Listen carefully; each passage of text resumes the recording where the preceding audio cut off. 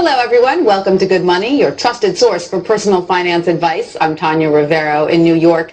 Ever wonder what it would be like to work from home? With advances in technology, more and more people are looking for home-based jobs that could easily give them the flexibility of setting their own hours and perhaps find a better work-life balance.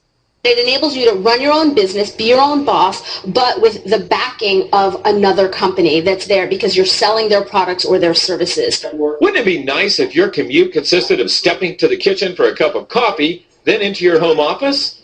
Well, thanks to the internet, plenty of people do it daily. Best commute in town. Very short. Takes me about 30 seconds. We get to choose our own hours. It allows me to have the flexibility to do things with my wife and my daughter. So there are real work-at-home jobs out there. There is opportunities to work at home. You just need to find out what type of an opportunity you're best suited for and research it and pursue it. For Money Talks, I'm Stacy Johnson. Actually, you don't have to sell anybody anything. You don't have to ever do customer support. It's an automated way to make money on the internet. So, how does it work? And why would you share it with somebody? This is exactly how this works. All right.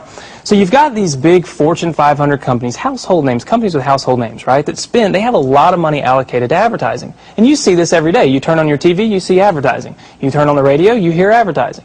Print magazines, all this stuff. Well, these companies have big advertising budgets and they allocate it in different places. One of the places that they allocate it is to the internet. They have a large portion of their budget set aside to advertise online. And so what I did was I went to them and I said, look, would you pay me to advertise for you? Would you pay me if I send you a customer? They said, yeah, it made sense. Think about it. They pay me only if I send them a customer. It's results-oriented. Right. It's performance-based. It made a lot of sense to them. Instead of paying to be seen, they're paying for customers, right? So they allocate a large portion of their budget to advertising this way. And what I do is I go promote these companies. I don't have to work against them. I don't have to build a business and try to compete with these monster companies. I work with them. They've already got it going. Right. I'm helping them. I send them customers, and in turn, they send me a check. They pay me for sending them customers. So they're elated. You know, when they get a new customer, they're excited. They don't mind paying me.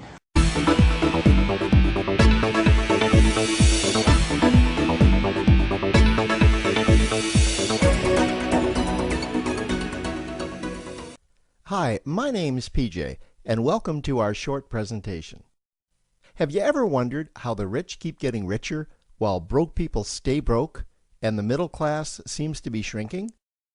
Well, this isn't nearly as mysterious as it may appear when you examine the specific differences in how broke people, the middle class, and the rich spend their money. Now, this is such a simple concept, yet so profound, it nearly knocked me out of my chair when I finally understood it. I'm going to show you exactly how the rich spend their money, and you can evaluate for yourself why they keep getting richer and the broke keep getting broker, and why the middle class remains so stressed out. Now, to get started, I'd like to review some financial terms we'll be using during this presentation. The terms that you need to be familiar with are cash flow, which means money you bring in, expenses, which means money you spend, assets. Now, this is the most confusing one. You're probably familiar with the traditional definition of an asset, which is something you own or have equity in. However, back in the 1990s, Robert Kiyosaki introduced us to a new definition of an asset in his groundbreaking Rich Dad, Poor Dad series of books. Robert taught us that an asset is something that pays you, and that's the definition we'll be using here. Liabilities is the last term, and it's defined as things that cost you money. As an example, a house is typically viewed as an asset, but can it actually be a liability? Yes. With our revised definition, anything that costs you money is a liability, not an asset. If you have a mortgage, your house is an asset to your banker because it pays him or her every month. But could a house also be considered an asset to you? Yes, in the right circumstances it could, when it pays you money. Let's say you buy a house and you rent it out, and it paid you a positive cash flow every month after all expenses. That would then be considered an asset. Now, one more time with the terms, just to be very clear before we continue. Cash flow is money you make. Expenses, that's money you spend. An asset pays you, and a liability costs you. Now let's take a look at how broke people spend their money. Now, when I say broke people, I'm not referring to the destitute. I'm speaking about that large portion of our society that lives from paycheck to paycheck and who never seem to have any money. In fact, most times there's more month left at the end of their money, and I'm sure many of you can relate to that group. On payday, broke people buy what I'm going to call stuff. Well, what's stuff? Well, that's inexpensive things that people buy that they don't really need to survive. You go into someone's house and you can't find any counter or tabletop space in the whole house because of all the stuff on it. Their house and their cars are full and cluttered with stuff. Well, where do they get all this stuff? They buy it at the flea market, at the garage sale, at the dollar store, at the craft show. So cash flow comes in and then it goes straight out the expense column to buy stuff. You see, broke people never really educate themselves on assets and liabilities. They justify buying all of this stuff by claiming that it costs so little. But over the years, it's all they ever have. The problem is their cash flow never produced or created more cash flow. Now, please understand, I'm not undermining or taking any shots at this or any group. I just see a lot of financial difficulty out there, and it really doesn't need to be that way. Creating wealth isn't a mystery, it's a formula. The only reason someone doesn't create wealth is because they either don't know the formula or they don't apply the formula. Now let's take a look at the middle class. The middle class is the group that society mistakenly thinks are rich. They're not. Yes, they typically earn a six-figure income, and many of them appear rich, but it's what they buy with their money that keeps them prisoners of the middle class. What they typically buy are liabilities. Remember the definition of a liability? Things that cost you. By buying liabilities, the money gets pushed up and out their expense column. Liabilities are items like cars, boats, houses, airplanes, credit card debt. Now let's see just how this happens. The middle class gets a nice paycheck, let's say $10,000 for the month. They then split that down the middle and they pay their monthly expenses with half, and with the other half, they make a down payment on a new car. The car costs $5,000 down, and after they add on the insurance and the maintenance, that liability now costs $1,100 new dollars every single month. A few months go by, and they want a boat, then a vacation home, a Rolex watch on their credit card, a vacation on their credit card. And before you know it, their liabilities have raised their expense levels to near or above their income levels. They actually spend equal to or more than they make.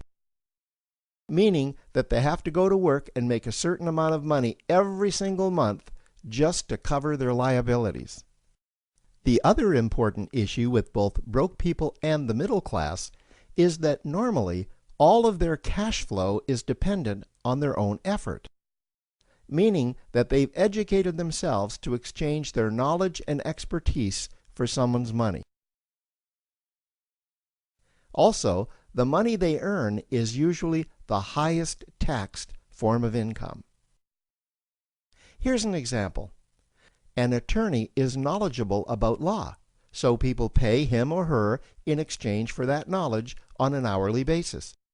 The problem here is that if the attorney isn't sharing that knowledge with a client, then the attorney isn't making any money. This causes lots of stress and anxiety in their lives, and if you ever ask them to take an afternoon off to play golf with you, well, they very rarely can because of how much money it'll cost them to take that time off. On the surface, life's pretty good. The reality is that it's a roller coaster ride. That's the middle class. Now, I know this group very well because for a great deal of my adult life, that was me. Now let's take a look at how the rich people spend their money. Rich people acquire assets. Again, an asset is something that pays you. If you want to become rich, buy assets that earn you more money. The money cycle looks like this. Acquire assets that produce cash flow, invest the profits to acquire more assets that produce more cash flow, invest those profits to acquire more assets that produce more cash flow. The rich spend their money and acquire things that produce more money. Here are a few examples of assets that produce more money. Investments are the obvious ones: stocks, bonds, real estate. Education is another asset. If you learn how to do something that produces more money for you and you actually do it, that's buying an asset. There's a great quote that goes, "If you think education is expensive, you should see how expensive stupidity is." Another example of assets you can acquire that pay you are cash-generating opportunities, especially those opportunities that can create a passive cash flow. Passive meaning that once you build it up, the money continues to flow whether you're still building it or not. Here's a small example. Let's suppose you bought a pinball machine and you put it in a barber shop, and you don't spend any of the profits. You save them until you can buy another pinball machine and put it in another barber shop. This, by the way, was Warren Buffett's first business. If you don't know who Warren Buffett is, he's one of the top 2 richest men in America. The rich are extremely eager to find those passive cash-generating opportunities because those opportunities continue to pay them month after month, year after year, long after they've stopped working the opportunity. You know, I see this happen again and again with successful entrepreneurs. They find a passive cash flow stream that they build up, and it continues to pay them month after month, year after year. They then take those profits and multiply them in another passive cash-generating opportunity, and then again in another. In conclusion, here's what I've learned over the years. You can't find these passive cash-generating opportunities unless you're open to hearing about them. Then, once you find them, you must be willing to see what fits you and then act.